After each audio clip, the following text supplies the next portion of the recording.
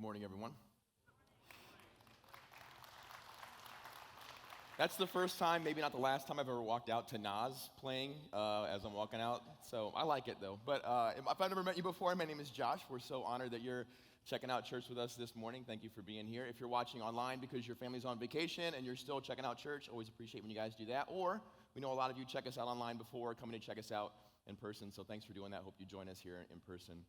1 week, who has seen Gran Turismo? Okay, a little bit more than I expected. I figured this would be the least watched movie of our series. Wonka hit almost $700 million at the box office. Barbie and Super Mario Brothers were going back and forth, and both ended up capping right around that $1.5 billion at the box office. So Pastor Paul took those three.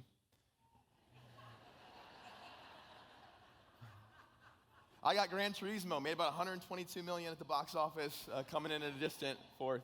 I actually recommended this movie to him. It was on a short list we recommended to him. He picks the movies every year, but we recommended this one. I like this one a lot. I've always liked racing and cars, always been kind of infatuated by that. In fact, many years ago, when I was at UC and I was working on my undergrad degree with graduating, I got together with three buddies of mine, and we designed and built this car in 8 months. You can see there's a photo. There you go. I'm the tall guy there. I probably had white hair already at that point. But that was a fun season of life for me, building that car and then racing that with those friends. And then many years before that, my father used to race his Ford Torino on dirt tracks all across northern Ohio. Photography was not the best back then. I went back and forth between a photo of him riding around with a checker flag out the window or him doing like his best Lightning McQueen drift move there. I went with the drift movie. But I love these kind of movies. These movies get me really excited. If you haven't seen it, are there at least any racing fans in the room? Okay, what about gamers? Not like I play games, but like you were excited to get your hand up. You were waiting your whole life for that question. Does anyone have like the full Gran Turismo setup at their house? Because I'm about to make a friend if someone does.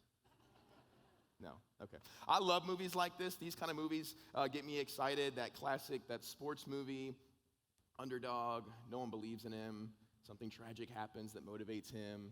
It's got the guy from Stranger Things in it, you know. These movies kind of get me excited every single time, and I know why too. It's because I love a storyline when someone ordinary is chasing after something extraordinary. And if you haven't seen the movie, the trailer you just watched, that's pretty much the movie. It sums it up really well.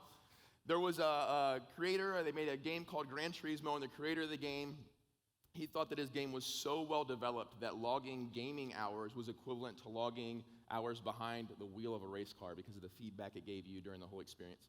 And to test that theory, they came up with a contest where the best players of that game from all around the world would go to what they called the GT Racing Academy, the Gran Turismo Racing Academy. And the winner from that would actually get a chance to race against real drivers. And then if they did well enough in one of those first few races, they would get their FIA license, racing license, and Nissan would give them a contract, and they'd become a professional race car driver. And it seems incredibly far-fetched, and the movie takes a lot of liberties in the storyline and some of the character development and the order of how things play out, but it's 100% a true story. The protagonist in the movie, Jan Martinborough, he did go through all those steps. He won a racing contest, and he became an actual race car driver. He had a contract from Nissan, and as Nissan's kind of pulled back their investing in motorsports, he's currently looking for another sponsor or another team to kind of team up with, but he's had a pretty good career so far, and all from racing a game, all from having kind of this ordinary start to this extraordinary experience that he's taking. But I love movies that put me in a position where someone ordinary, the underdog, is going after the extraordinary. And you start to see that set up for Jan in this first clip. He's just in his bedroom, and he's training for this virtual step, this virtual race that he has to go through, and he has a real quick exchange with his father. The norms, to take a risk, like, that's what I love. And it brings me back to Acts 4:13, which is our cornerstone verse here at Rivers Crossing. We're going to read this together. There's a blue word in here, and if it's in blue, it's for you, so say the blue word with me. When they saw the courage of Peter and John and realized that they were unschooled, ordinary men, they were astounded, and they took note that these men had been with Jesus.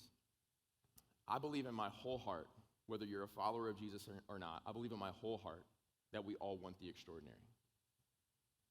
Now, we say it here at this church all the time. We're ordinary people seeking extraordinary lives. We all want the extraordinary. That longing, that desire to be a part of something bigger than ourselves, to chase after something, this is why we ask questions of like, what's my purpose in life? And things like, there's this longing for us for something more. It's the extraordinary. And you don't even need to be a follower of Jesus, and that feels like motivational and great. And maybe you're here this morning and you're just kind of checking church out, and that right there is what got you in the door, this idea of being a part of something bigger than yourself. But there's a problem that we all run into at some point on that journey of extraordinary. We realize somewhere along the way that it's not free. No one just gives you the extraordinary. The extraordinary comes at a cost, usually a high cost. It requires hard work and sacrifice. And that's when we have to make a decision. We all want the extraordinary. We don't want the extraordinary to cost us anything.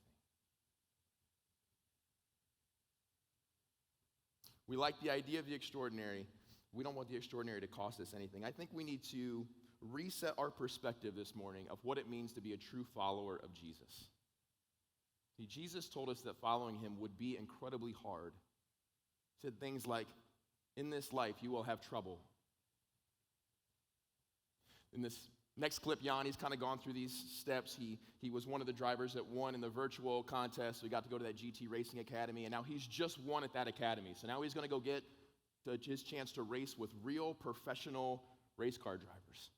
And he's celebrating. He's excited. If he finishes fourth or better in one of these next few races, he gets his license, and everything that he's wanted is going to be laid out before him. And he's excited, and he's in the middle of trying to start to celebrate where he's at. And then his racing manager, Jack, gives him some pretty interesting... I love the brutal honesty. No one's going to welcome you into this world. They're all going to hate you. It feels almost too harsh, right? You're supposed to be my coach, my leader, my encouragement. But our leader, Jesus, said to his early followers very similar things, was very direct. He says this in Matthew, "Look, I'm sending you out like sheep among wolves. Not I'm sending you out like warriors. Not I'm sending you out like wolves among lost sheep. We're the sheep." And he says to be shrewd and cunning. Because, yes, if you leave here today and live as a Christian, like actually live like a Christian so people know there's something different about you, there are forces and there are people that want to eat you alive. But we got to stop being surprised by that. Here's something else Jesus said just a few verses later in Matthew. "And whoever doesn't take up his cross and follow me is not worthy of me. Anyone finding his life will lose it, and anyone losing his life because of me will find it." I mean, Jesus is a lousy salesman when it comes to Christianity. He's too honest. It's a miracle anyone followed him. Honestly, it's a good apologetics argument that everything we believe is real. The fact that people followed him when he was giving those kind of messages and that people are still following him and coming to him thousands of years later. Think about what he's telling people in that moment. He is telling, they knew what he meant when he said, "Pick up your cross and follow me." He's saying to them, you know those murderers and thieves and criminals that are outside the city that you can almost hear screaming right now as they're dying and rotting in the sun?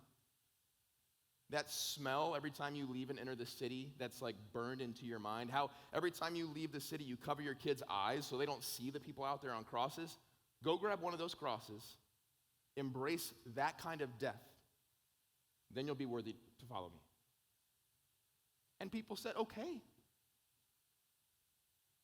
They didn't convince themselves that the ordinary life was fine.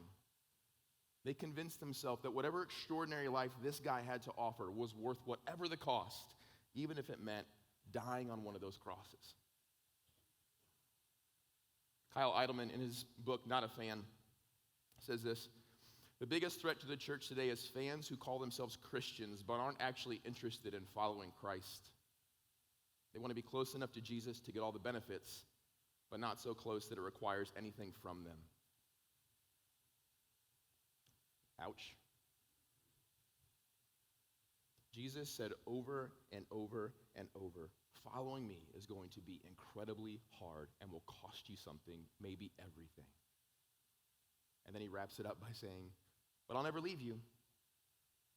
In fact, that's the last thing he ever says to us, at least here on this earth audibly.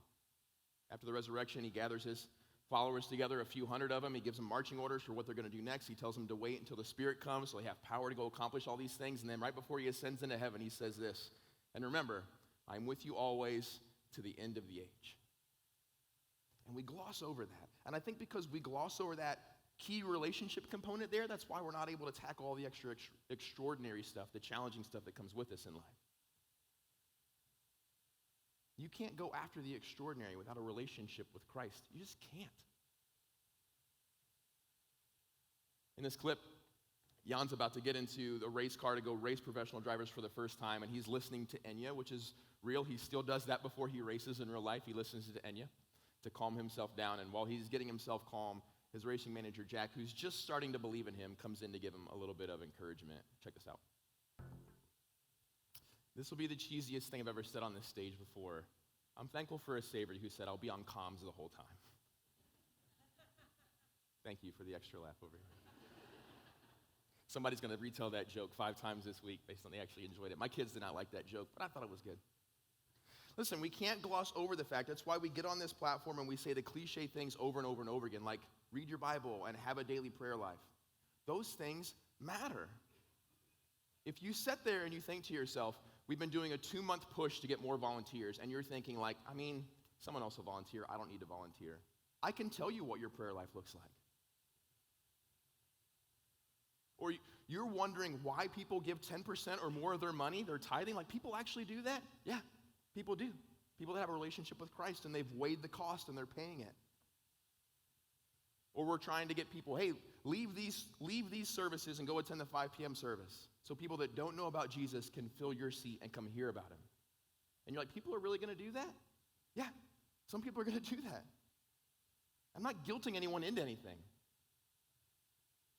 Just saying, if you wonder why some people have a different relationship with Christ than you do, it's because they have a relationship with Christ and you don't. For too long, the church, not Rivers Crossing, the capital C church, all of us, we have made it seem like coming to Christ is incredibly hard, and then following him is easy. In church, the reverse is what's true. Coming to Christ is the easiest thing you could ever do in your life. And following him, if you truly follow him, will probably be the hardest. And will cost you something. Might cost you everything. And again, as a church, not necessarily Rivers Crossing, but as a big church, all of us, we've been so focused on what's happening inside the walls and debating theology and debating politics and things that don't matter, that we've made the lost and the broken and the hurting in our community think that it's so hard to come to Jesus that why would they try?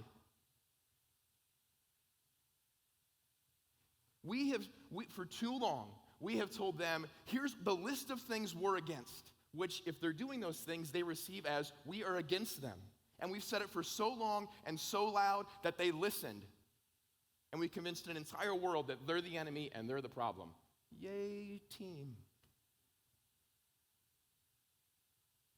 When you're on social media debating theology with some other Christian, do you think that coworker of yours is reading that like, I got to go to this guy's church?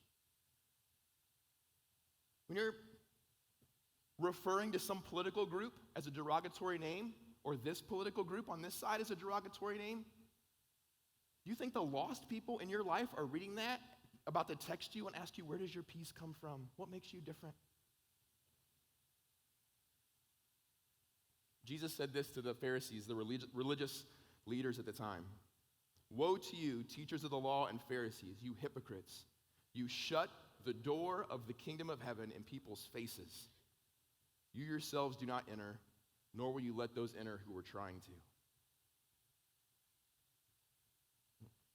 Jesus' harshest rebukes were reserved for people who were making it harder for other people to get to him. Let me never be that person. Let us never be that church. You'll like this story. Two weekends ago, I got permission to share this. A lady sent us a message on Facebook Messenger. We have a communication team. They get a lot of messages from different places. Someone saw this message, replied back to her. She sent a message saying, I would love to come check out your church, but my arms are covered in tattoos, and I'm nervous that when I get there, I'll be judged. Now, maybe you reconciled your position in tattoos a long time ago. Maybe you're new in your faith, and you don't even understand what the big deal is, but some of us grew up in churches 30, 40 years ago where someone got on stage and twisted a bunch of scriptures and focused too much on the internal things that matter so much, all this internal stuff, and convinced a bunch of us that if you got tattoos that you had no chance of ever seeing heaven. And now that's out there. And now this lady wants to come to church with her family and experience Jesus, and this is the last barrier she's trying to jump over. Do I got to wear long sleeves to enjoy church? First, if you're watching, we like people with tattoos on their arms. They're our favorite people here, I think, right? I loved the message that we were able to send back to her. Becky, our director of communications, replied with just a great message. And then the last thing she said to her was, if you show up to our church covered in tattoos, you're more likely to get compliments than judgment. I love that. And if you're one of those people watching online, thinking about checking us out, you should know that you can come however you are, whoever you are. You can have a bunch of tattoos. They can be on your face. We don't care. Wear whatever you want when you come here. We don't care what color you are, what ethnicity you are, how much money's in your pocket, or what struggle you're going through in life. Just come here and hear about Jesus.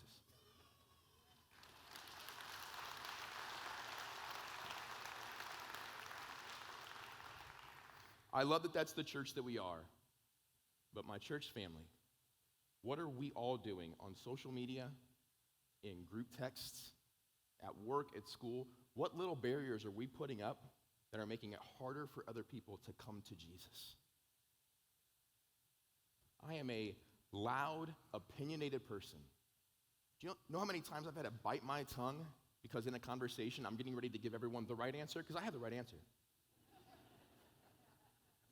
And the Holy Spirit has grabbed my heart real quick and has said, don't say that, you're trying to tell this person about Jesus. Don't say that, you're about to blow up your whole testimony in front of this person. It's happened a lot. But listen, the followers of Jesus should be doing the hard work, not the people trying to get to him. So I want to do the hard work of just shutting up sometimes so that people, the lost, the hurting, and the broken can do the easy part of coming to Jesus. We see this play out for Jan as well. He was so focused on this virtual contest, and then he was focused on the GT Racing Academy, and then he was focused on getting his FIA license. And when he accomplishes all those things, he gets the contract with Nissan. He's legit. He's a professional race car driver. Now he thinks it's going to be easy. But just like following Jesus, getting to the race was the easy part. It's actually running the race. That's the hard part. Check this out. So they took some liberties with the storyline here, but not with that part. That wreck happened, and there's some YouTube videos of it. It pretty much happened like that. A number of spectators were injured, and one was killed. And Jan had to now process that, oh, the racing's the hard part. Getting here was the easy part. There's the Apostle Paul writing to the church in Corinth. 5 times I received 39 lashes from the Jews. 39 lashes is what Jesus got before they sent him to the cross. Paul's saying he got that 5 times. 3 times I was beaten with rods by Romans. Once I was stoned by my enemies. 3 times I was shipwrecked. I've spent a night and a day in the open sea. On frequent journeys, I faced dangers from rivers, dangers from robbers, dangers from my own people, dangers from the Gentiles, dangers in the city, dangers in the open country, dangers on the sea, and dangers among false brothers, labor and hardship, many sleepless nights, hunger and thirst, often without food, cold, and lacking clothing. I can't find scriptures that tell me following Jesus, truly following him, leads to an easy life. All the ones I read tell me it's going to cost me something. But when we face that moment, most of us convince ourselves that we should fight for the ordinary life, fight for the easy life, instead of the extraordinary life. So we do. We fight for the easy life instead of fighting for the extraordinary life. I absolutely love Peter's storyline in the Bible. It's one of my favorite character story arcs in the Bible. He's just a regular fisherman, and he gets called by Jesus to follow him, just gets promoted, just learns so much. You can see the journey that he's on. Jesus eventually tells him, you're the rock that I'm going to build my entire church upon. I mean, you don't get promoted in ministry any better than Peter got promoted. And then as Jesus is getting arrested and led off to be crucified, Peter denies that he knows him and abandons him. I can't imagine a moment so low for Peter as he's reflecting on that. For 3 years, you've been following the Messiah.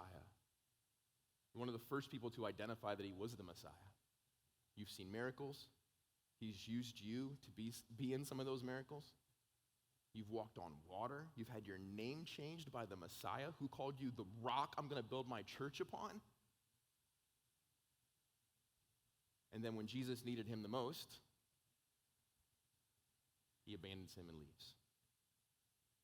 So while everyone else is mourning the loss of Jesus and wondering what to do next, Peter's actually mourning the fact that when things got really hard, I left. I stood there and listened to this guy tell crowds of people, pick up your cross and follow me. And when it came time for me to literally pick up a cross and follow him, I left. And I can't imagine a moment so defeating. After the crucifixion, the disciples are fishing together. Many of them were fishermen, so I think they just went back to doing what they knew what to do before. They're fishing, and that's what Peter is wrestling with. That's what's going through his mind in that moment. I don't know what happened to you in your life, but maybe you wrecked. You started to follow Jesus, you wanted this extraordinary life, and then something happened. A spouse cheated on you. That dream job you wanted, you just couldn't get, or you had it and you lost it. Some secret addiction got drug out into the light. A parent died unexpectedly before you got to have that one last conversation with them. A friend that you trusted with everything betrayed your trust. A child died. A relationship ended. You decided to finally take a risk and tell someone about Jesus. And they didn't listen, and it ruined the friendship, and now you don't know what to do. You started following Jesus, and you decided, I'm going to get baptized, and you invited all your friends and all your family, come watch me get baptized, and no one came, and they made it clear they don't care. You've been sick for a long time. Someone close to you has been sick for a long time. You've been praying for a physical healing over and over again, and it's just not happening. Your mental health has you so buried, you wake up in the morning already sad and tired. Maybe you went all in at a church somewhere in your life. You went all in. I'm going to serve. I will give everything. I will do this. And some knucklehead pastor made some poor choices. You got wounded in the process. So now you can't even trust churches or pastors or people.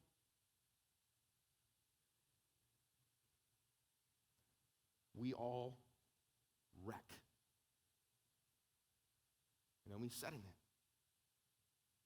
And some of you are being defined by that moment. You've been defined by that moment for years. You wrecked, and now you've been sitting in a boat, idly fishing, not sure what to do next. This is the last clip.